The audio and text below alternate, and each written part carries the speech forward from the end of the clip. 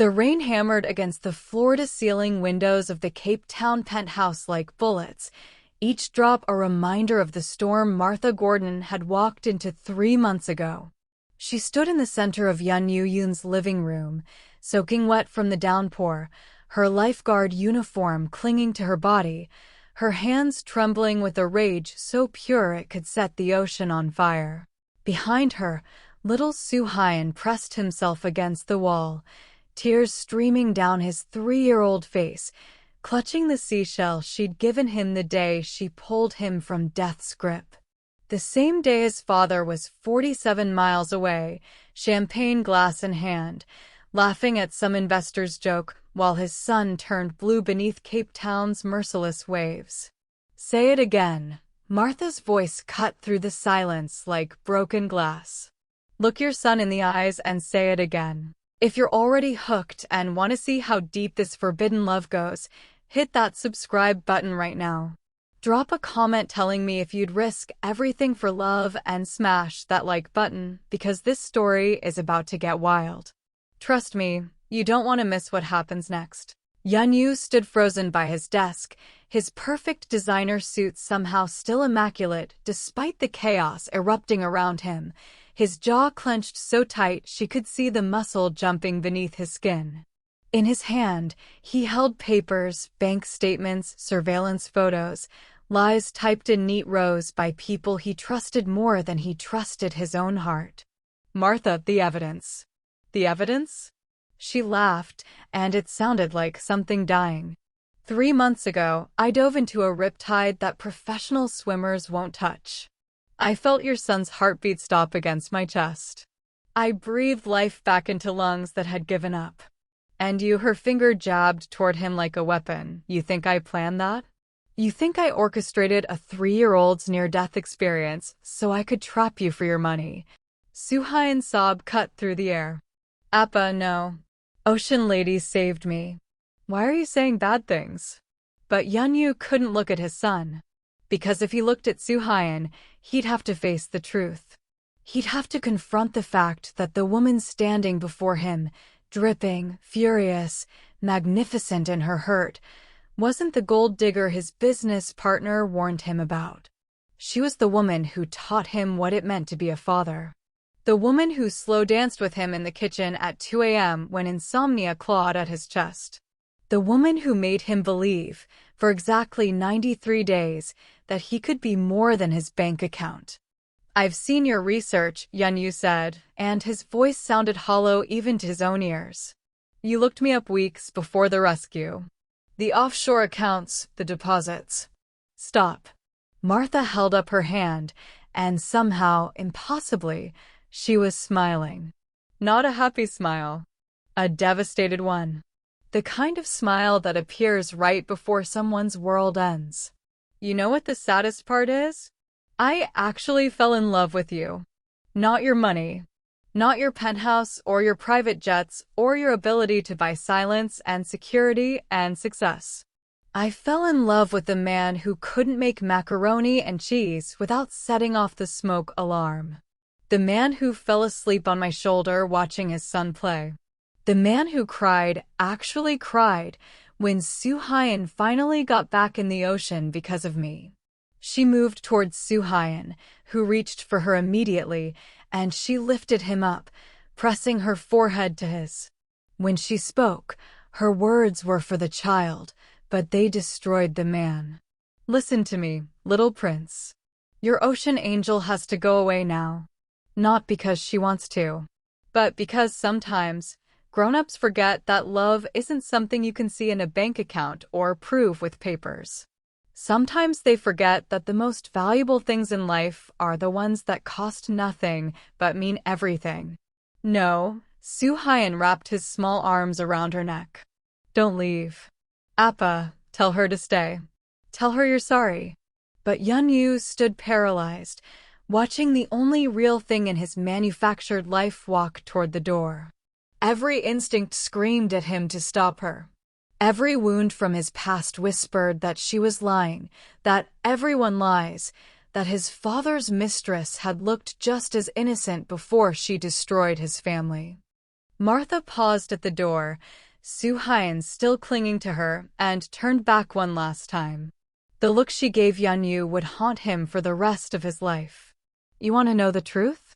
I did research you. After the rescue. After Soo-hyun held my hand in the hospital and called me his ocean angel.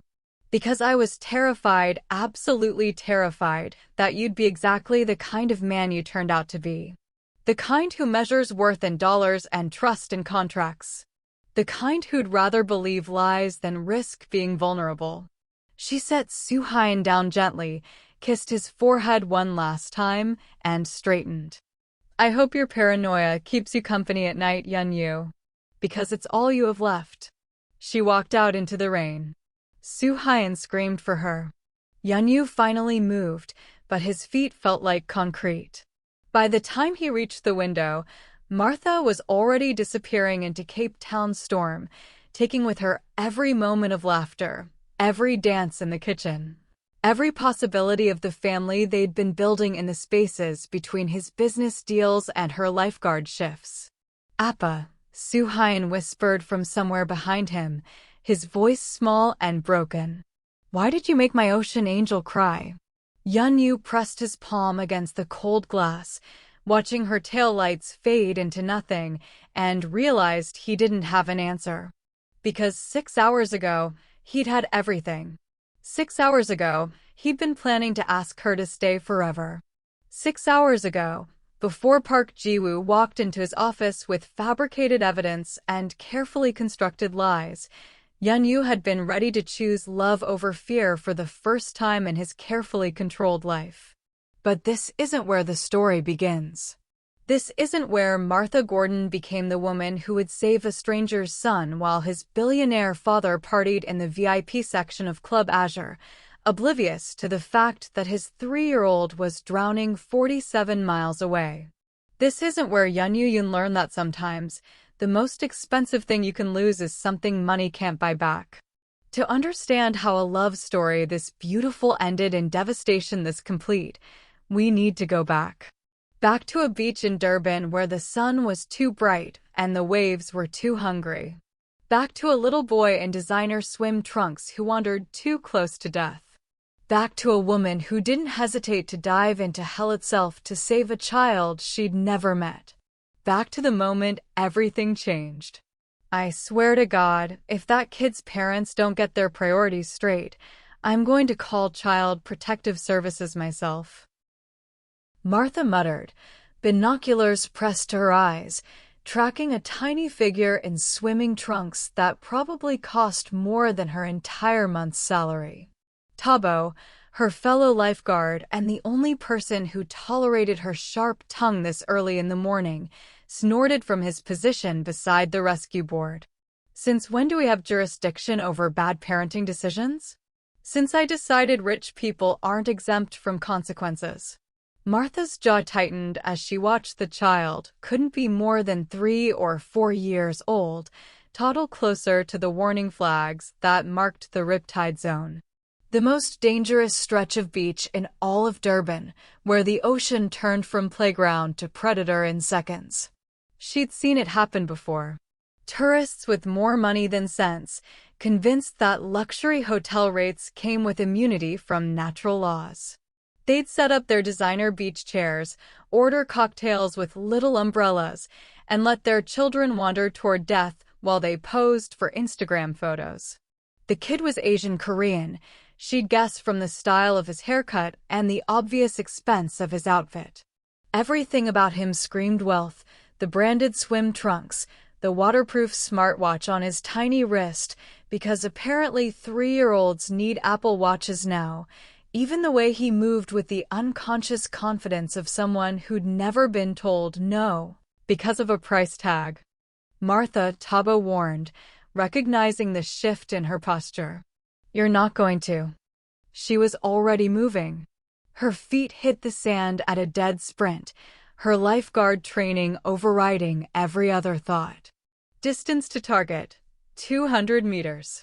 Wave pattern, aggressive, building toward high tide. Riptide current, active and lethal. Time until potential disaster, maybe 90 seconds if she was lucky. "Hey," she shouted, her voice fighting against the wind that always picked up in the afternoon, carrying sounds away from shore. Small human. Wrong direction. The boy couldn't hear her. Or maybe he could and simply didn't understand English.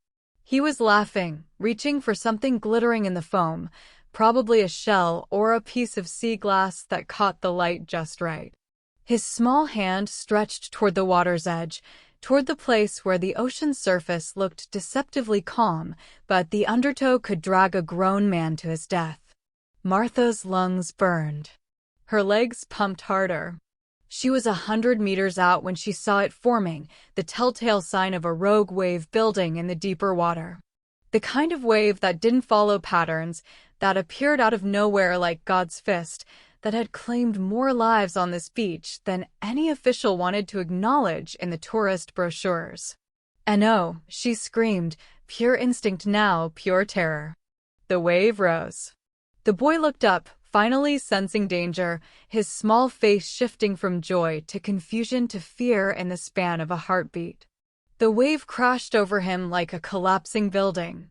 He disappeared. Martha hit the water at full speed, the impact driving the air from her lungs, but she didn't slow down.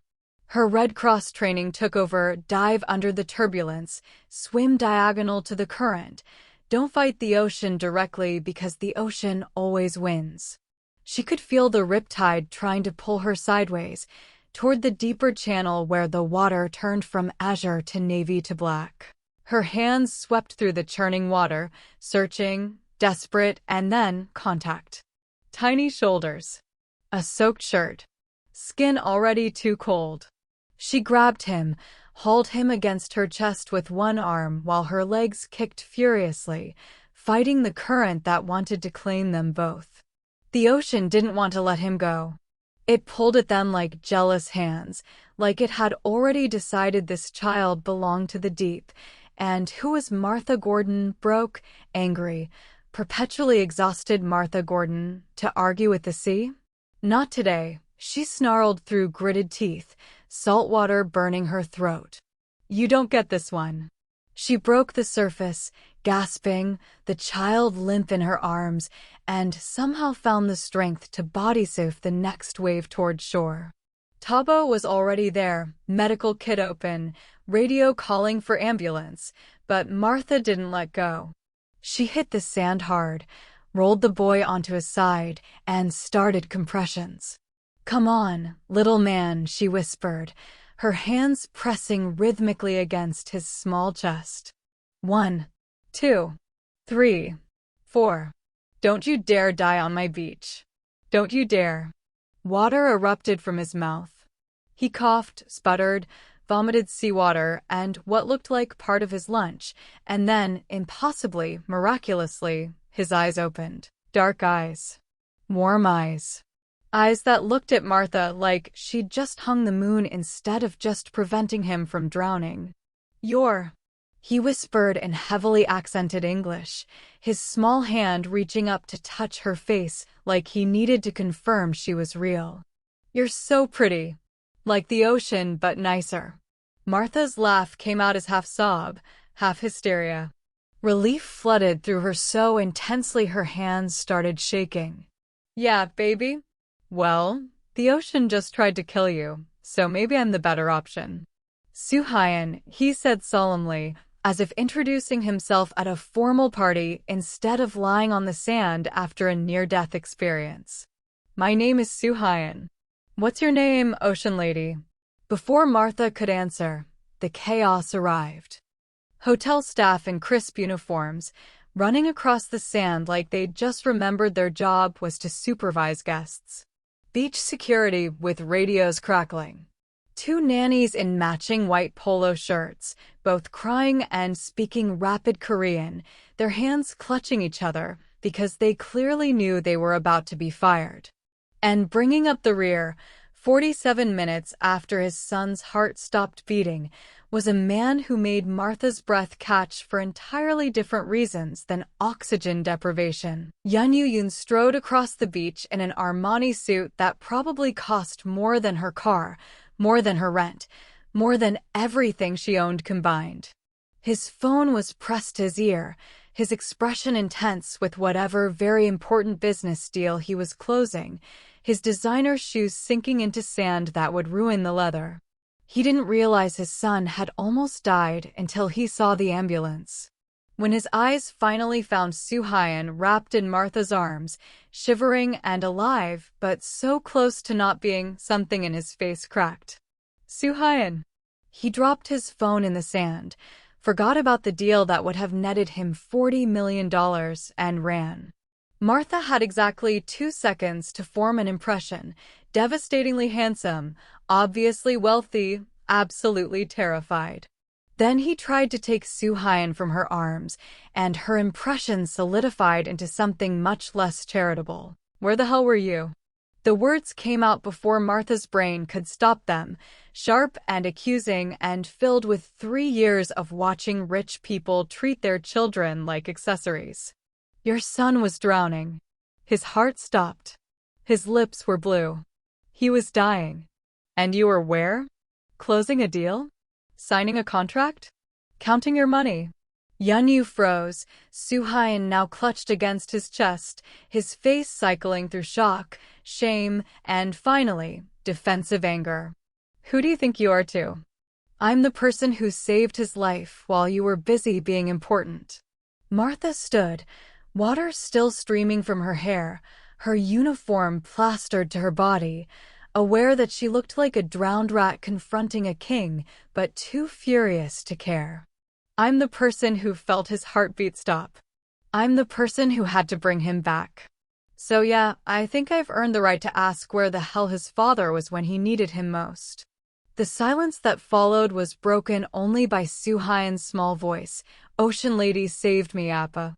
She's my hero. Yeon-u looked at Martha, really looked at her for the first time. Took in her fierce expression, her protective stance, the way she was still positioned between him and Soo-hyun, like she might need to save the boy from his own father. And something shifted in his face. Something that looked like respect or recognition, or the first crack in armor that had been welded shut for years. He started, then stopped. Started again. I don't know how to thank you. Then don't. Martha turned away, her hands shaking now that the adrenaline was fading, the enormity of what almost happened finally hitting her. Just be a better father. That kid deserves someone who shows up. She walked away before he could respond, before the paramedics could ask for statements, before Soo-hyun's small voice calling, "Ocean Lady, don't go," could break her heart. She didn't know that Yeon-u watched her until she disappeared into the lifeguard station. She didn't know that he would show up the next day with an offer that would change everything. She didn't know that the moment she dove into that riptide, she'd set in motion a love story that would be as beautiful as it was doomed. All she knew was that her hands wouldn't stop shaking, and somewhere in Cape Town, a billionaire was pouring champagne while his son's life hung in the balance. And Martha Gordon, who prided herself on never judging a book by its cover, had just decided that some books were exactly as shallow as they appeared. She had no idea how wrong she was about to be. Durban General's fluorescent lights made everyone look half dead, but Soo-hyun looked fully alive, thanks to Martha's refusal to let the ocean win. He sat wrapped in heated blankets, dark eyes tracking her every movement. "Ocean Lady, stay," he kept saying, reaching for her. For years doing this job, 17 rescues, and not one person had looked at her like she'd hung the stars. "I'm not going anywhere, little prince," she promised, still in her damp uniform, running on pure adrenaline. That's when Yeon-u walked in. Fresh Tom Ford suit. Perfect hair. Phone clutched like a lifeline. But his eyes gave him away, red-rimmed, haunted, the eyes of a man who'd just seen his failures reflected back. Suhaina, he breathed, rushing to the bedside. Appa. Ocean Lady saved me. The water was scary, but she wasn't scared. Yeon-u's gaze shifted to Martha. She saw it, gratitude, guilt, desperation to make this right the only way he knew how. Wealthy parents who thought money absolved negligence. I need to speak with you. Outside. Please. In the corridor, he produced a checkbook. Name your price. $1,000,000? I'll wire it tonight. Something cold slithered down Martha's spine. Excuse me. For saving my son. For being there when his voice cracked. You think this is about money? You think I dove into a riptide for a payday? Everyone has a price. Convincing himself, not her. Not for this. Martha stepped closer. You want to thank me? Be a better father. Show up. Stop treating your son like a business investment you can manage from a distance. Yeon-u's jaw tightened. You don't know anything about my life. I know your son almost died today while you closed deals. I know I felt his heart stop. I know the nannies you hired were too busy on their phones to notice he'd wandered into a riptide. I know when he woke up, he looked for me, not you. The words landed like physical blows. His knuckles went white around the checkbook. I'm trying to do the right thing. The right thing isn't money. Some things money can't buy, Mr. Yoon. Like being a decent father. Like your son's respect. Like the 15 minutes it would have taken you to actually watch him instead of assuming someone else would. She left him in that corridor, checkbook in hand, looking like a man who'd just realized his fortune couldn't buy back the moment that mattered most. Behind her, through the window, Suhain asked a nurse, where did Ocean Lady go? Did Appa make her leave?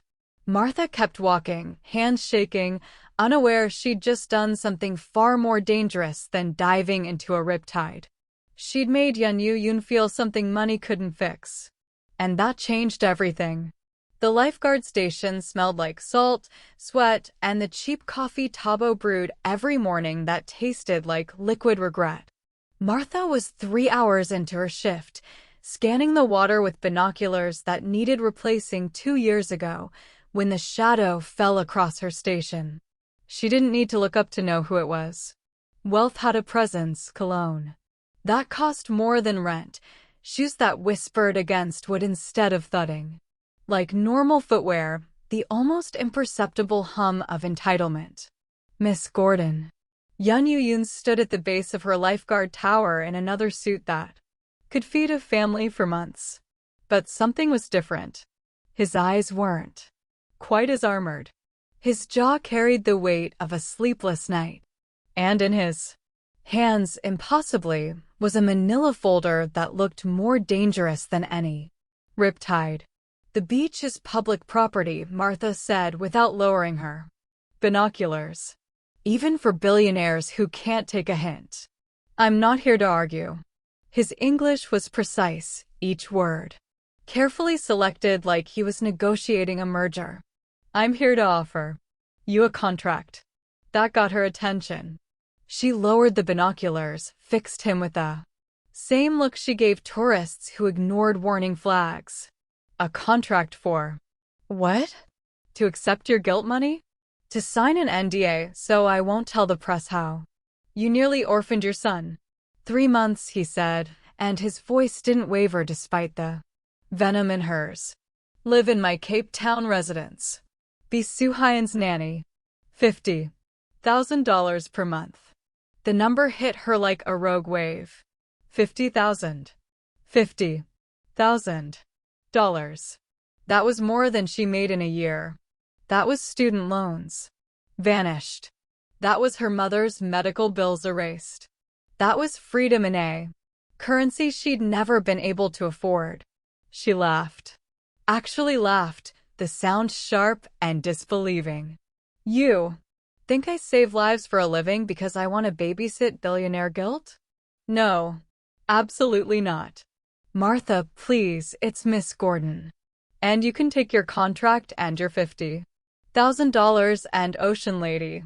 The voice was small, desperate, and it shattered every defense Martha had. Spent 2 days building. Soo-hyun stood at the bottom of the tower, clutching his father's hand. With one fist and a piece of paper with the other. He wore a Little Mermaid t-shirt that was definitely not designer, paired with shorts covered in cartoon crabs. His eyes, those warm, trusting eyes that had looked at her like she'd hung the moon, were brimming with tears. "You came back," Martha whispered, her heart doing something complicated and painful in her chest. Soo-hyun held up the paper. It was a drawing, crude in the way only a 3-year-old's art could be. 2 stick figures holding hands, one tall with what might be hair flowing like water, one small with what was definitely a smile. Between them, he'd drawn the ocean in a blue crayon that matched his eyes. "I drawed you and me," he said solemnly, "because you're my hero. And heroes don't leave. Right, Appa? Heroes stay." Yeon-u looked at his son, then at Martha, and something raw flickered across his face. Something that looked like hope wrapped in desperation. "I can't undo what happened. I can't change the fact that I wasn't there. But Soo-hyun tracked you down himself. He used my assistant's computer, learned to spell lifeguard Durban, found your schedule. He's been talking about you for 48 hours straight. About how brave you are. How you didn't leave him even when the ocean was scary." "Please don't leave me again," Soo-hyun whispered, and Martha's heart cracked clean down the middle. She'd saved 17 people in 4 years. Pulled them from death. Watched them walk away, never looked back. That was the job. You saved them and let them go. You didn't get attached. You didn't let their small voices end. Trusting eyes burrow into the spaces between your ribs where love grew like wild, dangerous things. But Soo-hyun wasn't looking at her like she was a lifeguard. He was looking at her like she was the answer to a question he'd been asking in the dark. And Martha, who prided herself on being practical, who measured life in shifts and paychecks and the clean simplicity of saving people without owing them anything, Martha felt herself breaking. 50,000, she heard herself say, and Yeon-u's expression shifted to something like relief. "But I have conditions." "Anything." "Separate living quarters. I'm not some live-in servant. I want my own space with a lock on the door and boundaries that you respect." "Done. No personal involvement. This is a professional arrangement. I'm Soo-hyun's nanny, not your friend, not your confidant, definitely not anything else your money might think it can buy." Something flickered in his eyes, hurt, maybe, or understanding. "Agreed. And I keep my lifeguard job. 3 days a week, non-negotiable. Because that's who I am, and no amount of money changes that." Yeon-u extended his hand. "We have a deal, Miss Gordon." Martha stared at that hand, manicured, soft, the hand of someone who'd never had to fight the ocean for a child's life. Then she thought about Soo-hyun's drawing, about the way he'd said, "Please don't leave me." Again, like she was already something precious. Thought about $50,000 a month. Thought about how she'd promised herself she'd never let money compromise her principles. She shook his hand anyway. It was firm, professional, cold as the contract he'd have her sign. 3 months, she said. "And then we're done." 3 months, Yeon-u agreed. Neither of them knew that 3 months would be long enough to fall in love. Neither of them knew that ice-cold professionalism would melt into something neither could control. And neither of them knew that in exactly 93 days, this contract would be the thing that destroyed them. Soo-hyun, oblivious to the future shattering around his crayon drawing, smiled. "Ocean lady's coming home with us, Appa?" "Yes," Yeon-u said softly, his eyes never leaving Martha's face. "She's coming home." Martha should have run. Should have stayed in her tower, kept her Distance protected herself from the inevitable moment when money and trust end. Everything she believed about wealthy people would prove her right. But she looked at Soo-hyun's smile and thought, just this once she could be wrong. She had no idea how right she actually was. The guest house was nicer than any apartment Martha had ever lived in. Floor-to-ceiling windows overlooking Table Mountain. A kitchen with marble countertops that had probably never seen actual cooking. A bed so large and soft it felt like sleeping on a cloud made of money. Everything was white and pristine and carefully designed to be beautiful without being lived in. Martha hated it immediately.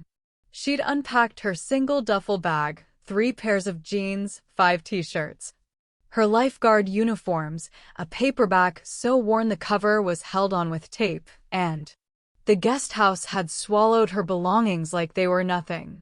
Like she was nothing. Just another transaction in Yeon-u's perfectly curated life. Boundaries, she told her reflection in the bathroom mirror. That was larger than her previous bedroom. Professional distance. 3 months and done. Her reflection looked skeptical. The boundaries lasted exactly 4 hours. She woke at 2 a.m. to small hands patting her face. Soo-hyun stood beside her bed in pajamas covered in cartoon whales, tears tracking down his cheeks, clutching a book that was definitely in Korean. "Ocean lady," he whispered. "I had a bad dream. About the water.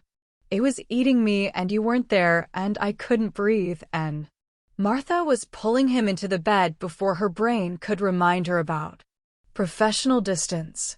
He burrowed into her side like he belonged there, his small body shaking, and something in her chest cracked wider. "You're safe," she murmured, running her fingers through his hair. "The ocean can't get you here. But what if it comes back? What if next time you're not there to save me? Then we make sure there's no next time. We teach you to respect the water instead of fear it." He looked up at her with those impossibly trusting eyes. "You'll teach me to swim like you." And just like that, the first boundary shattered. The swimming lessons started the next day. Soo-hyun in the villa's infinity pool, clinging to Martha's shoulders, whimpering every time water touched his face. But he trusted her. Even terrified, even shaking, he trusted her to keep him safe. Yeon-u watched from the terrace, phone forgotten in his hand, something raw and complicated playing across his face every time his son laughed. The second boundary fell during what Soo-hyun called family dinner, a plot clearly orchestrated by a 3-year-old who didn't understand that nannies and employers didn't eat together.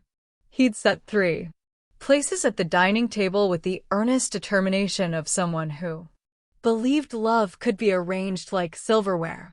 "Ocean lady has to come," he informed his father with the absolute authority only toddlers possess. "Because families eat together." "You said we're a family now." Soo-hyun, "Miss Gordon has her own," Yeon-u started, but Martha was already there, unable to say no to those pleading eyes. Which is how she ended up watching one of Korea's most successful venture. Capitalists have an existential crisis over boxed macaroni and cheese. "The instructions say milk," Yeon-u muttered, staring at the package like it was written in code. "But we have." He opened the ridiculous wine fridge that cost more than Martha's car, Dom Perignon. Martha choked on nothing. "You're not serious. It's liquid. Dairy comes from..." "If you finish that sentence with champagne grapes, I'm walking out." "Hold up. Before we continue, make sure you subscribe so you never miss a chapter. Hit like and comment your country or city and what you're enjoying most about the story so far. I'm reading every single one." But she was laughing, actually laughing, as she rescued the pot from his grasp. That's not how poverty cuisine works. You can't just substitute luxury ingredients and expect the same result. I've never. He paused, and something vulnerable flickered across his face. I've never made food before. For him. The chefs. Always, well, tonight you're learning. She grabbed a carton of actual milk from the regular refrigerator, the one that looked barely used, and handed it to him. Pour. Carefully. And for the love of God, don't add truffle, oil, or whatever rich people think makes food better. He smiled then. Not the polished corporate smile she'd seen him use on phone calls. Not the careful, guilty expression he wore around Soo-hyun. A real smile that reached his eyes and made him look younger, less guarded, almost human. You think all wealthy people are the same, he said quietly, measuring milk with the intense concentration of someone defusing a bomb. Prove me wrong. Soo-hyun, seated at the table with crayons, looked up from his drawing. Appa's not the same. He's learning to be better. Ocean Lady's teaching him. Right, Appa. Yeon-u's hand stilled over the pot. He looked at Martha, and something shifted in the air between them. Something dangerous and warm and absolutely forbidden by every clause in their contract. Right, he said softly. She's teaching me. They ate terrible, slightly burned macaroni and cheese at the formal dining table, Soo-hyun chattering about his swimming lesson, Yeon-u asking careful questions about Martha's life, like he actually wanted to know the answers. Martha trying desperately to remember why professional distance mattered while her heart did complicated things in her chest. The third boundary, the most important one, the one about no personal involvement, began cracking when Yeon-u walked her back to the guest house after dinner. Thank you, he said at her door. For the swimming lessons. For dinner. For making him laugh. For. He paused, searching for words in a language that wasn't his first, for showing me what I've been missing. He's a good kid, Martha said, trying to keep her voice neutral, professional. He deserves a father who shows up. And he deserves someone who sees him as more than an obligation. His eyes held hers. You look at him like he matters. Not like he's a responsibility or a heir or a chess piece in business negotiations. Just like he's Soo-hyun. That's the bare minimum of decent human behavior. In my world, it's revolutionary. Martha should have said goodnight. Should have stepped back inside where boundaries were clear and contracts were simple, and falling for your employer was just a bad idea waiting to happen. Instead, she heard herself ask, "Why'd you hire me?" Really? Yeon-u was quiet for a long moment. Because when Soo-hyun talks about you, he lights up like nothing I've ever been able to give him. Not toys, or trips, or anything money can buy. And I realized I've been buying him everything except what he actually needs. Which is someone who stays. The words hung between them like a confession, like a prayer, like the first crack in armor neither of them could afford to lose. Martha retreated into her guest house, locked the door, and told herself. The warmth spreading through her chest was just satisfaction at doing a good job. Her heart knew she was lying. Outside, Yeon-u stood in the darkness for longer than he'd admit, wondering when exactly his son's nanny had become the only real thing in his carefully constructed life. Boundaries, they were both learning, are just lines waiting to be crossed. And some lines, once crossed, redraw the entire map. The icicolos sat crooked on Soo-hyun's head, the traditional Zulu married woman's hat looking ridiculous and adorable on a 3-year-old boy who kept giggling every time it slipped. Martha had wrapped him in a smaller version of her own traditional attire, the beadwork catching the afternoon light streaming through the penthouse windows. Remember, she said, demonstrating the footwork again, her body moving with a rhythm that came from somewhere deeper than memory. It's not just the steps. It's the story. You're celebrating. You're strong. You're Part of something bigger than yourself. Like when I swim now? Soo-hyun asked, mimicking her movements, with the earnest concentration of someone who wanted desperately to make her proud. Because the ocean and me are friends again? Exactly like that, little prince. The music filled the living room, traditional Zulu drums and chanting that.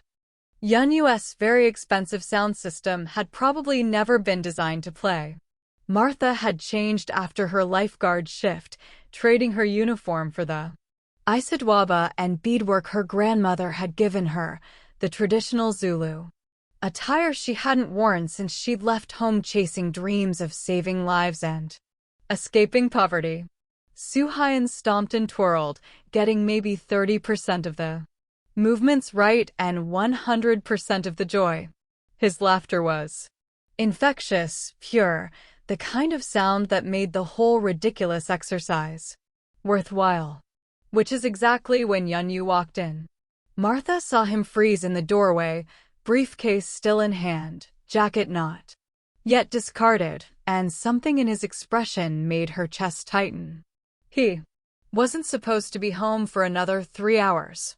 He was supposed to be closing the Singapore deal, making millions, doing whatever billionaires did when they weren't learning to be fathers.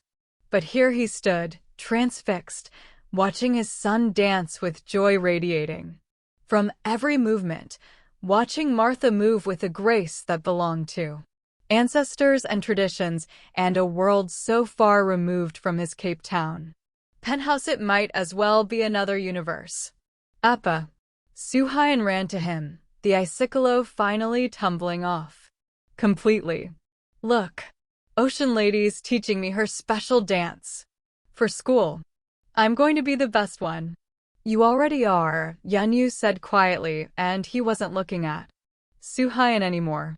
Martha stopped moving, suddenly hyper-aware of how different she looked. How exposed she felt in traditional attire in this modern space, how the beadwork and fabric seemed to amplify every difference between her world and his. She started. Don't stop, he said. Please. So she didn't.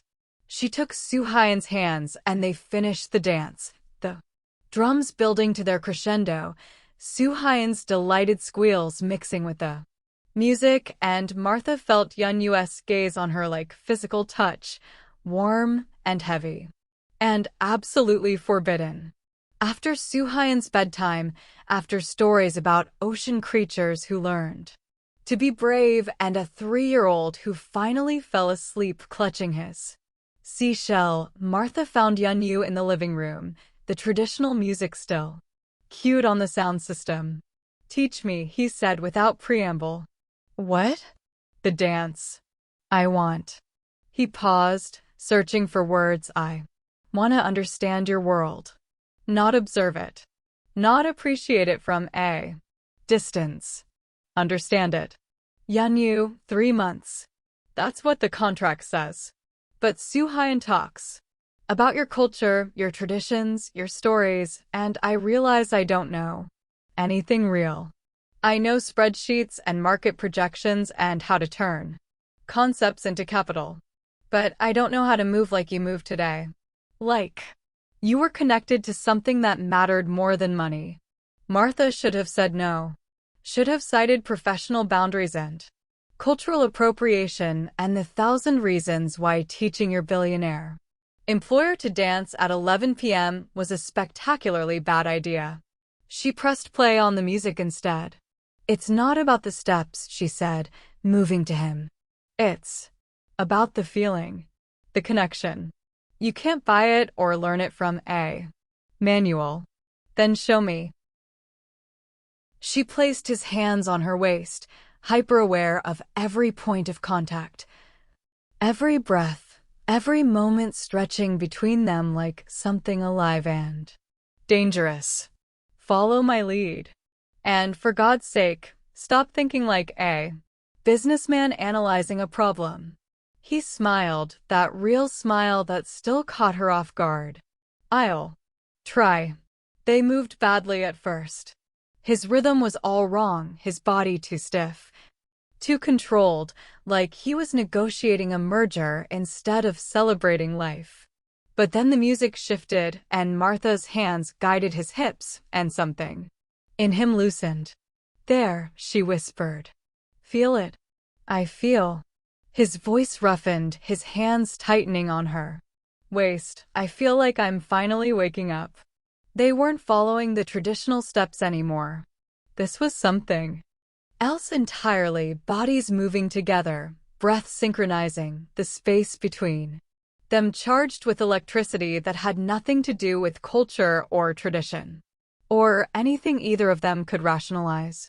Martha looked up and found his eyes already on her face, dark and intense, and full of something that made her heart hammer against her ribs like it was trying to escape. He leaned down. She tilted up. The music swelled. And Martha remembered, in the split second before their lips met, that she'd promised herself she wouldn't do this. Wouldn't fall for the wealthy man who'd probably break her heart. Wouldn't let professional boundaries blur into something messy and real and absolutely terrifying. She pulled away so fast she nearly stumbled. "This isn't what I signed up for," she said, and her voice shook with the effort of putting distance between them. "The contract says nanny. It says professional arrangement.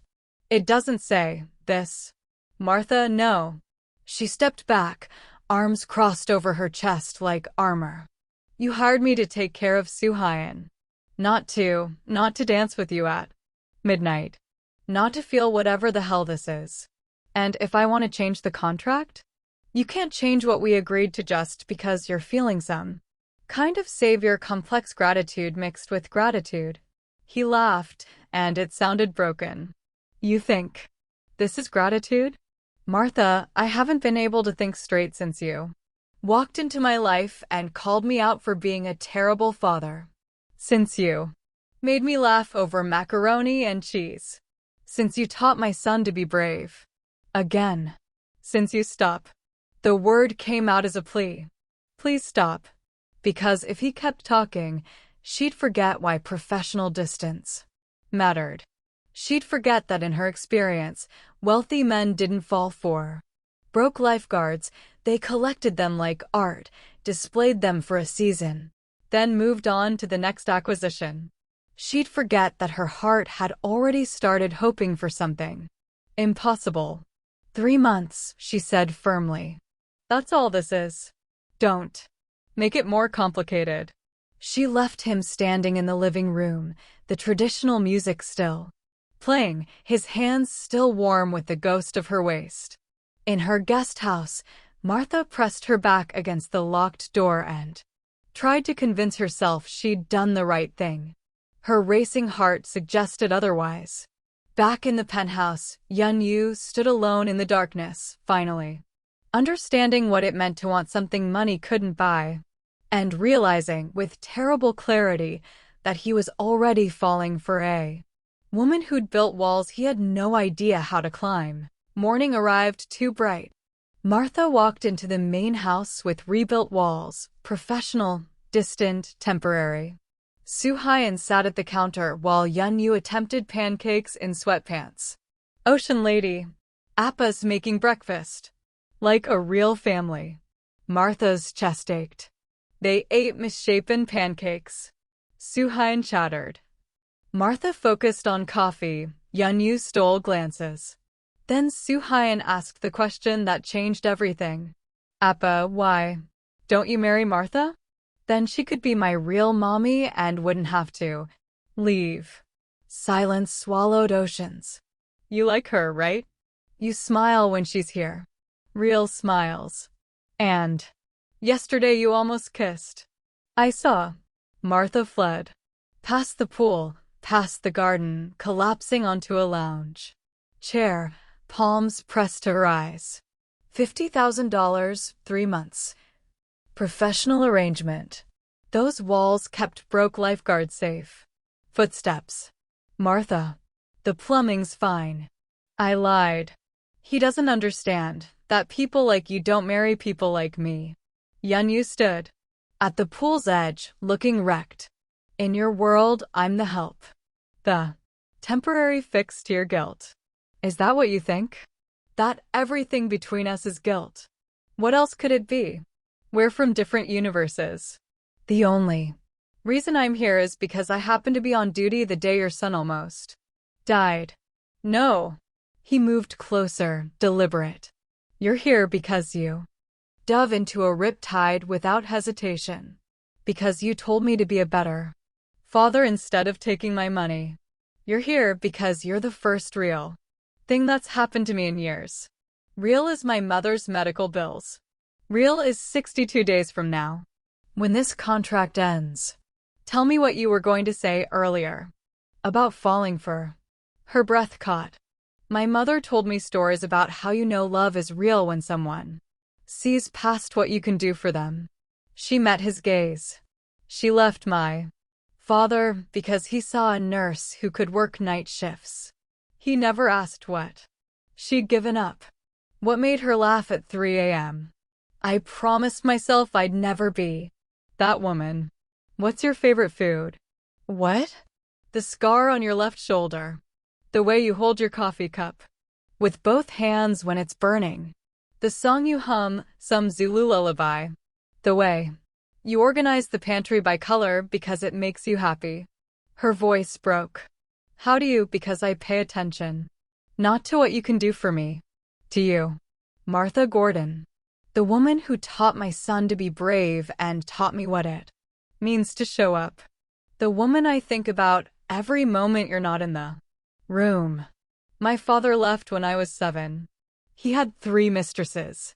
When he left, he took the security, the trust.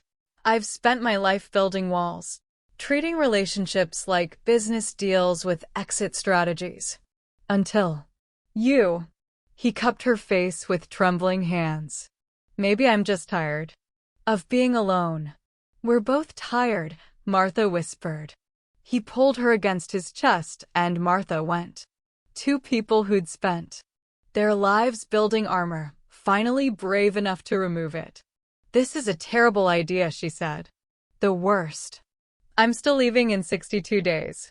Or we could change the contract. No end date. No payment. Just stay. Because I think I'm falling in love with you, Martha Gordon. That's the most romantic and fiscally irresponsible thing anyone's ever said to me. He smiled. Will you stay? Not as Soo-hyun's nanny. Just as you. Maybe we're both tired of being alone. Maybe we are. He leaned down slowly. But Martha was tired of safety. Tired of walls. She kissed him. It was gentle at first, tentative, asking permission. His lips were soft. Warm, careful. Her hands slid to his shoulders, feeling solid muscle and racing heartbeat. Then something shifted. His hands tangled in her hair. She pressed closer. The kiss deepened into something that felt like falling and flying, like diving into a riptide on purpose, like choosing danger because the alternative was never knowing what it meant to be fully alive. When they broke apart, gasping, Martha laughed. What? Soo-hyun's going to be insufferable. He's going to tell everyone he orchestrated this. He'd be right. Yeon-u's smile was radiant. He saw what I was too scared to admit. Inside, Soo-hyun pressed his face against the window. He picked up his purple crayon and added a new figure to his family drawing, 3 people holding hands now, not 2. Heroes, he'd learned, weren't just people who saved you from drowning. Sometimes they were people brave enough to stay. The contract sat in Yeon-u's desk drawer, and signed termination papers gathering dust. Neither of them mentioned it. Mentioning it would make the impossible real. So they just lived. Yeon-u couldn't cook. He burned scrambled eggs, somehow burned water. Attempting pasta, created what Martha called a crime against chicken. How did you burn it outside while leaving it raw in the middle? She asked. That defies physics. I have a gift, he grinned when she started laughing. She taught him with patience and humor. His deal-making hands learned to knead dough and chop vegetables. He was terrible, but he kept trying for the family they were building. Soo-hyun flourished. The ocean terror dissolved under Martha's guidance. Beach trips on her days off, ankle-deep water graduating to waist-deep. Adventures. Ocean lady, I'm not scared anymore. I know, little prince. You taught me the ocean isn't mean. It's just big. And big things aren't scary when someone teaches you how to be friends with them. Yeon-u, watching from shore in ruined slacks, felt something crack open in his chest. Nights were Martha's favorite. After Soo-hyun's bedtime, she and Yeon-u found each other in the kitchen. They'd talk about everything, her childhood in Durban, his upbringing in Seoul, dreams abandoned and dreams being built.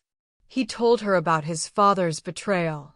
She told him about her mother's medical bills, the nursing degree abandoned to save lives instead of managing them. Do you regret it? He asked one night, both perched on the kitchen island at 2 a.m., sharing ice cream. Choosing purpose over prestige. I regret disappointing my mother.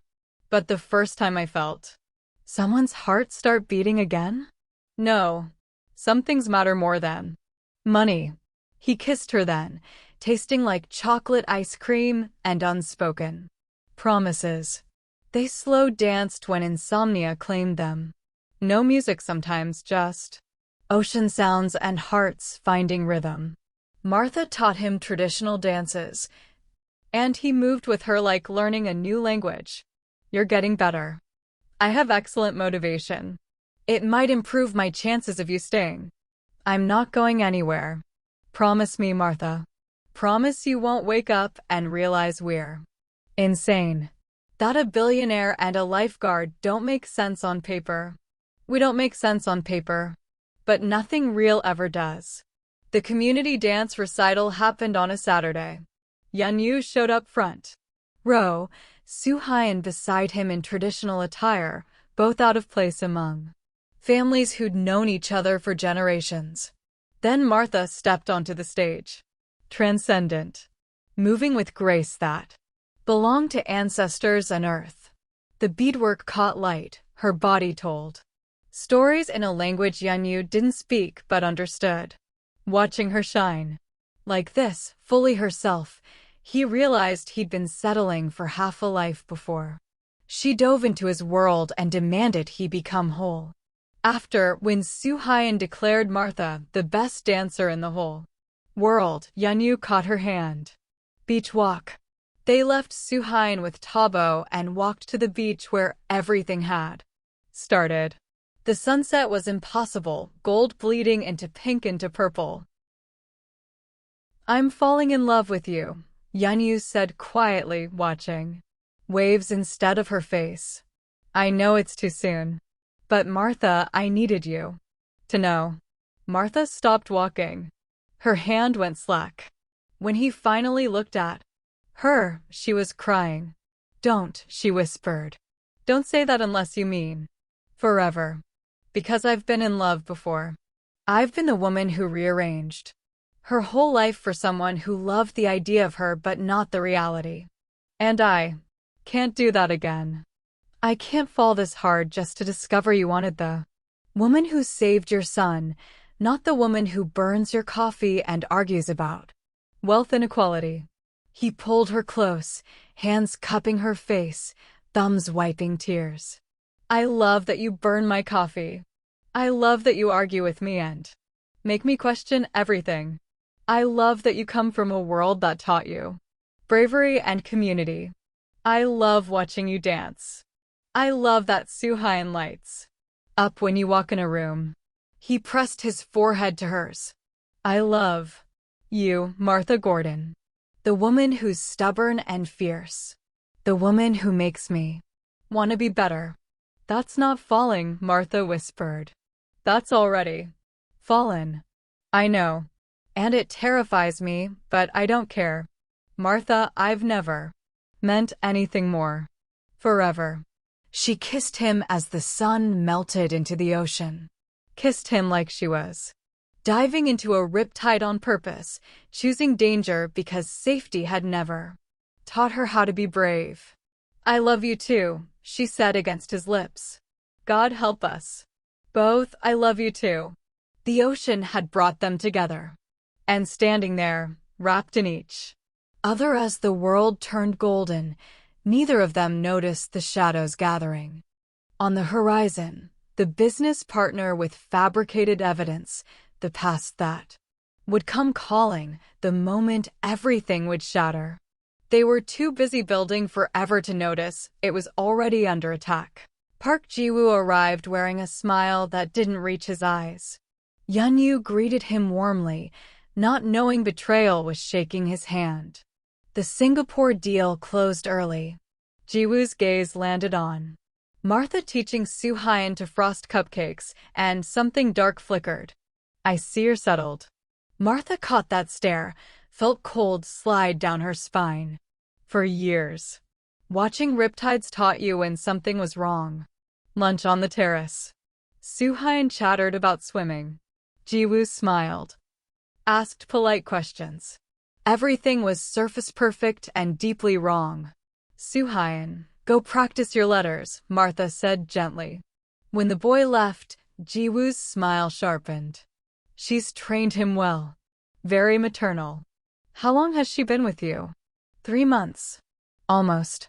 The contract ends in 2 weeks, but tell me, Martha, when did you first research Yeon-u's net worth? Before or after the rescue? The world stopped. What? Public records show you accessed financial databases about Cape Town's wealthiest residents 2 weeks before Soo-hyun's accident. Specifically, searching for single fathers with oceanfront property. Ji-woo slid his phone across. Unless there's another Martha Gordon working as a lifeguard. Who's $500,000 in debt? I never Ji-woo, that's enough. Yeon-u's tone was ice, but Martha felt his hand loosen. "I'm just looking out for you, friend." Ji-woo stood. "But if you want to believe in fairy tales about broke lifeguards who just happened to save your son right before targeting you for a contract worth more than she'd make in 10 years. He shrugged. "Love makes fools of us all." He left. The silence was radioactive. "Yeon-u," Martha whispered. "You know that's not true." "I do." But he was looking at her like he was trying to convince himself. "Then why do you sound like you're lying?" He didn't answer. Across town, Martha's best friend Zanil answered her phone to find Martha crying. "I was going to tell him," Martha choked out. "Tonight. I was going to say I'm done with the contract. That I choose him. That I want. Forever. So tell him. I can't. He's looking at me like I'm exactly what that man said I was. A gold digger who planned everything." Her voice broke. "How do I prove I love him when he's already decided I don't?" "Martha, the contract ends in 2 weeks. I thought we'd rip it up together. I thought we were ready. Both of us." But in the penthouse, Yeon-u sat at his desk staring at fabricated search history. Martha's name. His name. Searches dated 2 weeks before the rescue. Financial databases. All lies Ji-woo had planted. His father's mistress had looked innocent too. Had smiled and laughed. Right up until the bank accounts were empty and she was gone. "History doesn't repeat," Yeon-u whispered. "But it rhymes." He pulled out the nanny contract, termination papers, and documents Ji-woo had prepared proving Martha's pattern of targeting wealthy men. All lies. Every word. But Yeon-u, who'd built walls to survive his father's betrayal, who'd been taught that love was just a transaction with prettier words, Yeon-u believed them. In that moment, he chose fear over faith. The irony was brutal. Martha was ready to choose love. Yeon-u was ready to choose her. But Ji-woo had poisoned the well they were both trying to drink from. And 2 weeks from now, when everything shattered, when Yeon-u accused Martha of orchestrating their entire relationship, neither of them would remember this moment. This moment when they were both ready. This moment when love should have won. This moment when fate decided that sometimes wanting the same thing at the same time still isn't enough. The board meeting was at 3 p.m., but Ji-woo arrived at noon with a manila folder that felt heavier than physics allowed. You need to see this before you make any decisions about your personal life. Yeon-u stared at the papers. Martha's name. His name. Dates and numbers. Telling a story about calculation. Financial database searches dated 3 weeks before the rescue. Queries. Targeting Cape Town billionaires, single fathers. Oceanfront property.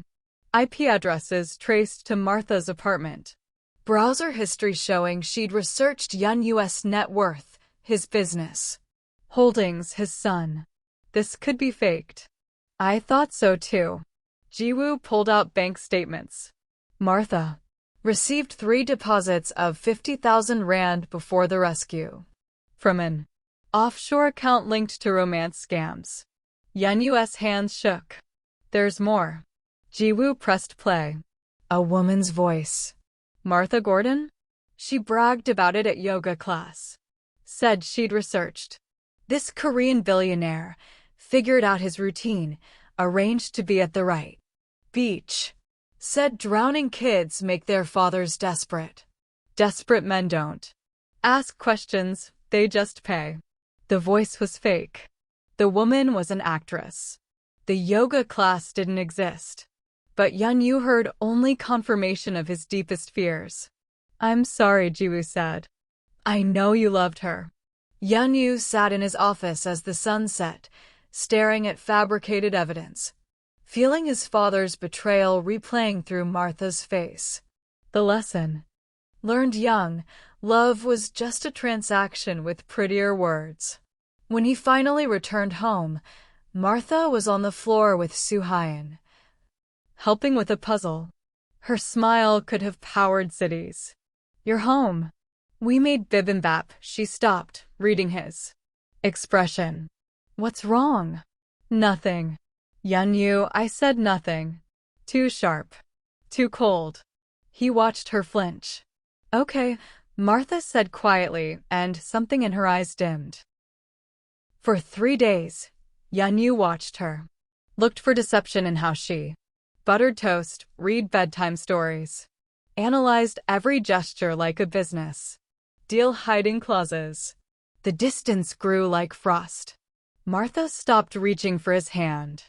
Stopped initiating kisses. Started sleeping in the guest house again. Soo-hyun noticed everything. Appa, he whispered one night during bedtime, his small hand patting Yeon-u's face. Why are you sad? I'm not sad, little prince. You are. You look at Ocean Lady the way you looked at Iyama in the pictures. Before she left. His voice was so small, so heartbreakingly wise. Did you forget how to love again? The question landed like a bullet. Soo-hyun, why does Ocean Lady cry in her house at night? I can hear her from my window. She cries like she's lost. And you look at her like she's a stranger. But Appa, she saved me. She taught me to swim. She makes you smile. Real smiles. She loves us. Soo-hyun, did you forget how to love again? The boy repeated, eyes holding an accusation his father couldn't bear. Because I remember. I remember you dancing in the kitchen. I remember you laughing. I remember when you looked at her like she was magic. Now you look at her like she's scary. Yeon-u had no answer. Because Soo-hyun was right. He'd forgotten how to love, or maybe he'd never learned, and now he was teaching his son the same cruel lesson. Trust nothing, believe no one. Love is just a pretty word for inevitable betrayal. In the guest house, Martha stared at the contract's termination papers. 2 more days. 2 more days and this nightmare ended. She'd stopped trying to bridge the distance. Stopped asking what was wrong. Because she knew, somehow, that Yeon-u had already decided she was guilty. And you can't prove innocence to someone who's already written your conviction. Dinner was bibimbap. Soo-hyun had helped Martha prepare it, chattering about his day, about the drawing he'd made of the three of them, about how families that eat together stay together. Neither adult corrected him. Martha pushed rice around her plate. 3 days of silence and suspicion. And dissolving under Yeon-u's stare. Ocean lady, are you sad? I'm okay, little prince. You're lying. Grown-ups always lie when they say they're okay. Then Yeon-u spoke, and the world ended. How much did you plan this? Martha's fork stopped. What? How much? Each word was a bullet. Did you research me? Figure out my routine? Did you push my son into danger just so you could play hero and get paid? The fork clattered to her plate. Color drained from her face. Appa, no. Soo-hyun's voice was terrified. She saved me. The ocean was eating me and she'd go to your room. But she loves us. No. Soo-hyun started crying, wrenching sobs of a child watching his world shatter. But he didn't move. He clutched Martha's hand, his small body shaking. I've seen the evidence. The bank accounts. The research. You targeted my son. Every kiss, every laugh, calculated. You're exactly what Ji-woo said. A gold digger who orchestrated a child's near-death experience for a payday. Martha stood, trembling with rage so pure it could have set the ocean on fire. But she didn't defend herself. Didn't argue. Didn't plead. She knelt down instead, hands cupping Soo-hyun's tear-streaked face. I love you, little prince. Never forget that. But sometimes love isn't enough when people don't trust it's real. Sometimes grown-ups forget how to believe in good things. They choose fear instead of faith. Don't leave, Soo-hyun sobbed. Please. Tell Appa he's wrong. Your Appa has already decided what's true. She kissed his forehead, lingering. And I can't prove something to someone who doesn't want to believe it. She stood, looked at Yeon-u with eyes that held devastation and fury and dying love. I hope your money keeps you warm at night, because nothing else will. I hope your paranoia and your father's ghosts are good company. I hope when you wake up at 3 a.m. and reach for someone who isn't there, you remember that you had everything, and you chose to believe lies instead. Thunder cracked. Rain started falling. I hope you tell Soo-hyun why his ocean lady left. I hope you explain that his father would rather believe fabricated evidence than trust the woman who breathed life back into his lungs. I hope someday you realize what you've done. But by then, I'll be gone. And this time, I won't come back to save you. Hold up. Before we continue, make sure you subscribe so you never miss a chapter. Hit like and comment your country or city and what you're enjoying most about the story so far. I'm reading every single one. She walked out into the rain. Soo-hyun screamed for her. Fought against his father's grip. Let me go. Ocean lady. Appa, make her come back. But Yeon-u stood frozen, watching her taillights disappear, his son sobbing against his chest, and realized he'd finally done it. He'd become his father. And this time, there was no coming back from it. Martha disappeared like she'd never existed. New phone disconnected.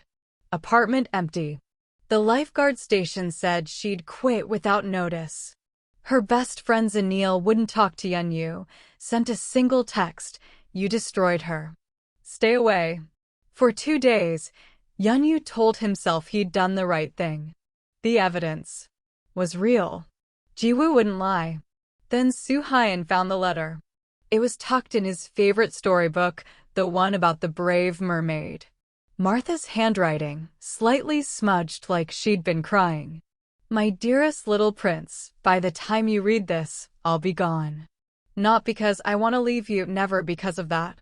But because sometimes grown-ups make mistakes so big that staying hurts worse than leaving. Your appa thinks I used you, that I planned everything. But Soo-hyun, listen, you were never part of a plan. You were part of a miracle.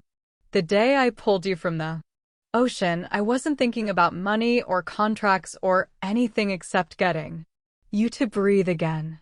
I love you. I will always love you. Be brave, little prince. Be kinder than your father. Be better than all of us. Your ocean angel. Martha. Attached was a thumb drive. Martha's journal, written over 3 months. Entries about Soo-hyun's progress in the water.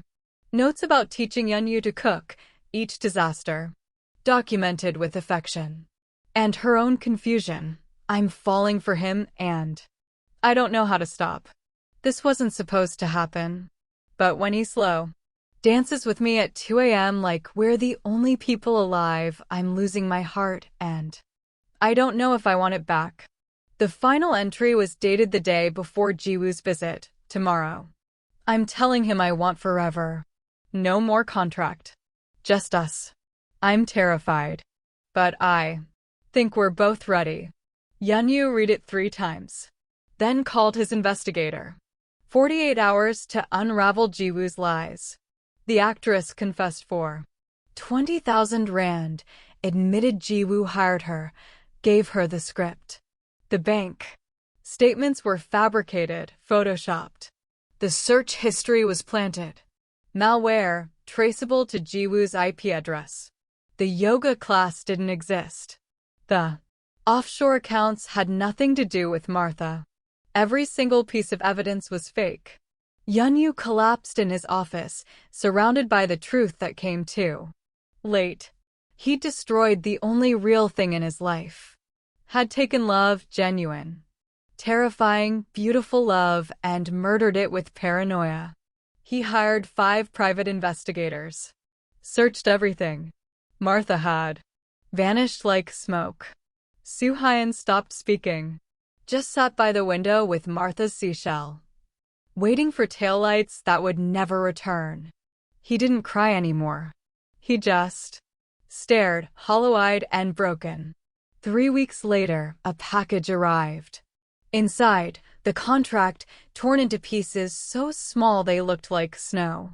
And a note in Martha's handwriting. You were right about one thing. Some things money can't buy. Like trust. Like me. I'm not coming back. Not for promises you don't know how to keep. Not for love you can't recognize. I hope you and your paranoia are happy together. I hope when Soo-hyun asks about me, you tell him the truth that his father chose fear over faith. I hope someday you realize what you had. But by then, I'll have built a life you're not part of. Don't look for me. Some things once broken, stay broken. Goodbye, Yeon-u.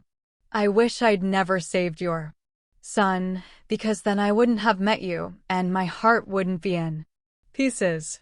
Yeon-u sat in the empty penthouse, surrounded by wealth that couldn't buy back the woman who'd made it feel like home. Soo-hyun appeared in the doorway, clutching his seashell, his small voice barely audible. Will my ocean angel ever forgive you, Appa? Yeon-u looked at his son, this brave, broken child he'd failed in every way that mattered, and felt the truth crush him. I don't know, son. His voice cracked. I don't know. Outside, the ocean whispered against the shore, indifferent to the hearts it had brought together and watched destroy themselves.